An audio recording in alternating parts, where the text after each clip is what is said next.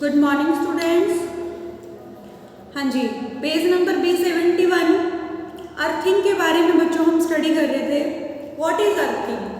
Earthing क्या थी? जब कोई चार्ज फ्लो होता है किसी बॉडी से due to earth, this is phenomenon is called earthing. Earthing is the process of transforming of charge from charge body to earth. मतलब कोई चार्ज बॉडी है,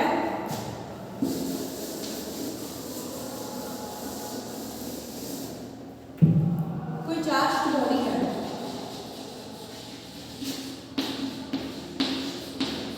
चार्ज का ट्रांसफर होना कहाँ पे? अर्थ में, है ना? इसे हम क्या बोलते हैं? अर्थिंग। अब बात करेंगे स्टोरी ऑफ लाइटिंग के बारे में। Cloud carry electric charge. Cloud क्या करते हैं? चार्ज होता है क्लाउड के अंदर, कैरी करके रखते हैं चार्ज को। Scientists are now sure to explain lighting in terms of the charge produced by rubbing. Scientists ने इस बात को प्रूव किया कि जो चार्ज होता है वो प्रोड्यूस होता है रबिंग से। According to scientists, during a thunderstorm, जब बिजली चमकती है, thunder cloud carry electric charge. तो क्लाउड्स में क्या होता है? चार्ज होता है। These charge develop rubbing of cloth of air and dust particle present in it. तो क्लाउड क्या करते हैं? जब चार्ज कैसे जनरेट करते हैं क्लाउड? जब वो आपस में रबिंग करते हैं और इससे हमारे पास एक स्पार्कल क्या होती है? प्रोड्यूस होती है, जिसे हम थंडर बोलते हैं। These charges separate out within cloud. Lower portion of cloud generally carried negative charge. मान लीजिए क्लाउड है, क्लाउड का जो लोअर पार्ट होता है उसमें नेगेटिव चार्ज प्रेजेंट होते हैं, ठीक है? हाँ जी, the lower portion of cloud generally carries negative charge and upper portion of carries is a positive charge. Positive charge का होते हैं क्लाउड के अपर पार्ट में होते हैं। By process not yet completely understood. इस तरह से लेकिन हमें समझ में नहीं आ रहा। Due to negative charge in lower portion of cloud there is a accumulation of positive charge near the ground also. अब देखो क्लाउड के अंदर चार्जेस दिखाया गया है, page number B72। These charges may be excited at a small height from the building. Normally charges do not flow easily through air. Normally क्या होता है? चार्जेस फ्लो नहीं होते एयर के अंदर, because when high amount of charge build up, क्योंकि बहुत सारे चार्ज मिलकर ही बारिश हमारी क्या करते हैं? प्रोड्यूस करते हैं। Air is no longer able resist their flow. अगर एयर नहीं है बच्चे तो क्या चार्ज फ्लो करेंगे? नहीं करेंगे। Negative and positive charge meet. जब आपस में नेगेटिव और पॉजिटिव चार्ज मीट करते हैं तब क्या होता है? Spark, electricity, sound in the sky. ये सारी चीजें क्या होती है? हमें स्काई में सुनाई देती है ना? जब बिजली चमकती आवाज क्यों आती है? क्योंकि पॉजिटिव और नेगेटिव चार्ज क्या होते हैं? आपस में मीट करते हैं। Such rapid flow of charge through air between two positive charge cloud called electric discharge. अगर बेटा पॉजिटिव और नेगेटिव चार्ज है क्लाउड के अंदर, उसे हम क्या बोलते हैं? Electric discharge. अपोजिट चार्ज की प्रॉपर्टी को क्या बोलते हैं? Discharge. This is also known as a lightning, और इसी को हम लाइटिंग बोलते हैं। The electric charge release high amount of heat and light. अब जैसे ही हमारी लाइटिंग होती है, बिजली चमकती है, थंडर प्रोड्यूस होती है, तो उसमें से हीट और लाइट दोनों प्रोड्यूस होती हैं, है ना? बहुत अमाउंट में निकलती है हीट भी और लाइट भी। This make the air expand very suddenly. अगर एयर है प्रेजेंट तो ये बहुत ज़्यादा क्या होती है? एक्सपेंड होती है। The case of wave, vibration और शॉक वेव। शॉक वेव कैसे समझते हो आप? जैसे ये पिक्चर देखो, साइंस बिट्स के अंदर दिखाई है कि वेव क्या होती है? पहले ये समझो। वेव होती है इस तरह से, ये जो इस तरह का जो मूवमेंट होता है ना, ये होता है वेव का। अर्थ क्रस्ट इस तरह से। हाँ जी, this is the cause of thunder that we hear. जब हम सुनते हैं बिजली की गड़गड़ाहट को, बादलों की गर्जने को, इसे हम बोलते हैं thunder. Lighting can occur not only between two cloud but also charge cloud on the earth. ऐसे नहीं है कि अगर क्लाउड है तो लाइटिंग प्रोड्यूस हो जाएगी, बिल्कुल नहीं। अगर क्लाउड में चार्जेस अवेलेबल है, दोनों क्लाउड हैं आसपास में टक्कर रहे हैं आपस में सॉरी, तभी क्या होता है, थंडर क्रिएट होता है और लाइटिंग क्रिएट होती है। That's why see the lighting in accompanied by large amount of electric current and very high temperature। Temperature high होता है, इलेक्ट्रिक करंट प्रोड्यूस होता है। Lightning can severely burn and cause death of living beings. Lightning अगर ज़्यादा produce होती है तो वो अपने अर्थ पे गिरती है। अर्थ पे गिरने से क्या हो सकता है, लिविंग थिंग्स को नुकसान हो सकता है, वो मर सकते हैं। It is therefore necessary to make measure to protect our self. हाँ जी, lightning and safety. Lightning and thunderstorm can be extremely dangerous.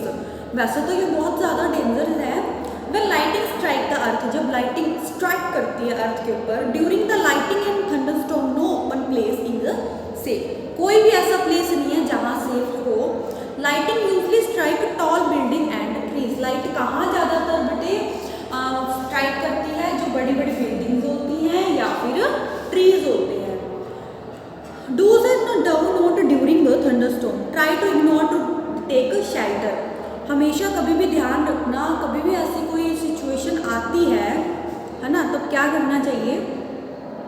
If you are caught at a thunderstorm, find a safe place and small close house in safe place. छोटे घरों में safe होता है बेटे रहना, और सेफ प्लेस कैसे हो सकते हैं, आओ देखिए, पढ़ते हैं इसके बारे में। If you are travelling by car और bus, shut the window and door because you are safe inside them.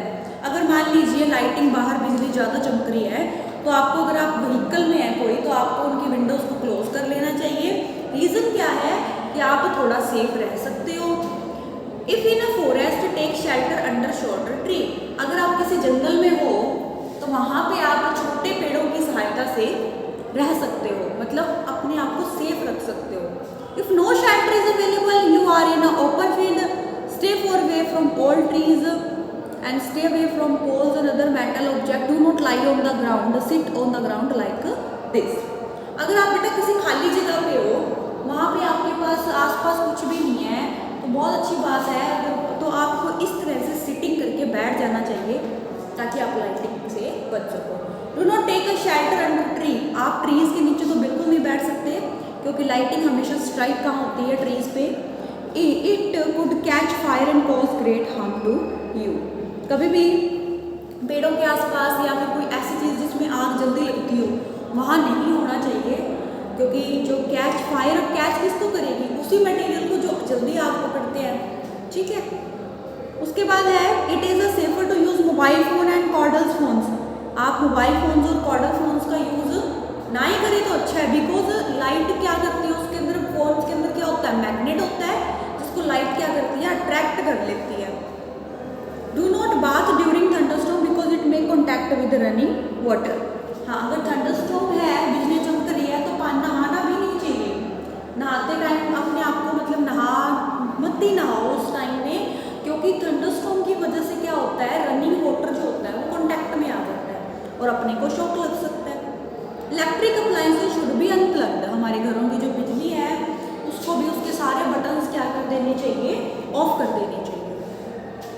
Lighting conductor are use to protect building damaging effect of lighting.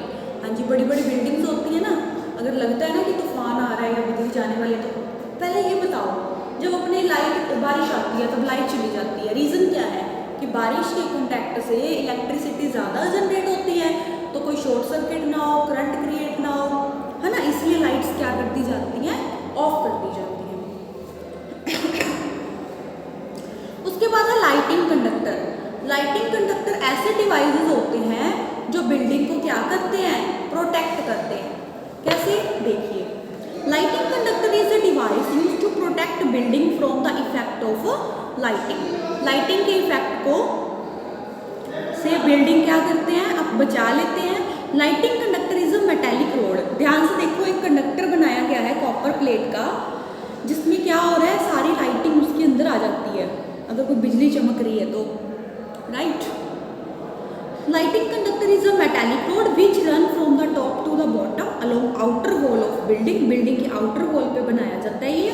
The lower end of rod is connected to metal copper metal plate which is a burn deep inside the earth. उसे connect किया जाता है जो हमारे metal की plate है copper की, because lightning always flow assist path, water pipes and building also protect lightning, it is advise to do not touch them during lightning and thunderstorm. जो लाइटिंग चमकेगी तो उसके अंदर क्या हो जाएगी, सारी लाइट कोलेक्ट हो जाएगी जो हमारे अर्थ के अंदर ग्राउंड में जाएगी।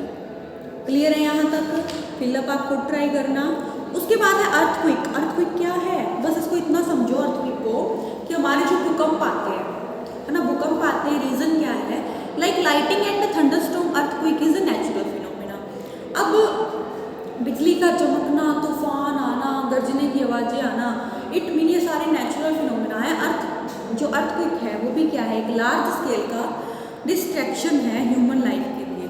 ज़िंदगी तबाह हो सकती है इससे। You may have seen pictures of destructive property in newspaper cause due to earthquake. इस पिक्चर में देखो, आपको दिख रहा होगा किस तरह से लोगों के घर जो हैं वो डैमेज हो चुके हैं, सड़कें जो रोड्स होती हैं वो डैमेज हो जाती हैं।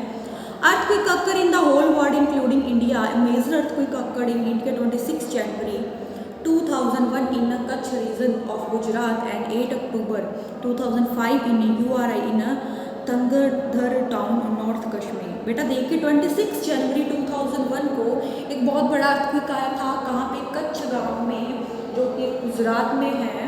और सेकंड हमारा आया था 8 अक्टूबर 2005 में, जो कहाँ है, तंगधर में है, जो है नॉर्थ कश्मीर की side. Many people will killed and many people were adversely affected. बहुत से लोग मर गए थे, कुछ घायल भी हुए थे।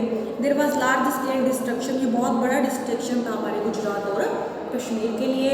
You will be astonished to learn when the earthquake are, how they are occur, how they are caused, are there many precaution that we can take control phenomenon.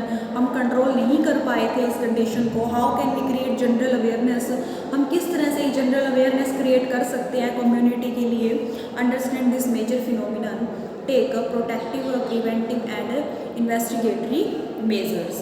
बाद में क्या, अब इसके लिए अपने को चीज़ें देखा जाए तो साइंटिस्ट कैसे बनते हैं, इन चीज़ों का जो सॉल्यूशन निकाल दें, है ना, मतलब कि हम अर्थक्वेक से कैसे बच रहे हैं, कैसे अगर अर्थक्वेक आ जाए कैसे खुद को प्रोटेक्ट कर सकते हैं। अगर इस बात को लोग समझ जाए तो हम बच सकते हैं, है ना। अगर हमें पहले कोई कम्युनिटी बता दे कि अर्थक्वेक की संभावना है तो हम अपने आप को सेव कर सकते हैं ना। हाँ जी, व्हाट इज एन अर्थक्वेक। पहले आप इसको अर्थक्वेक को रीड करना एक बार।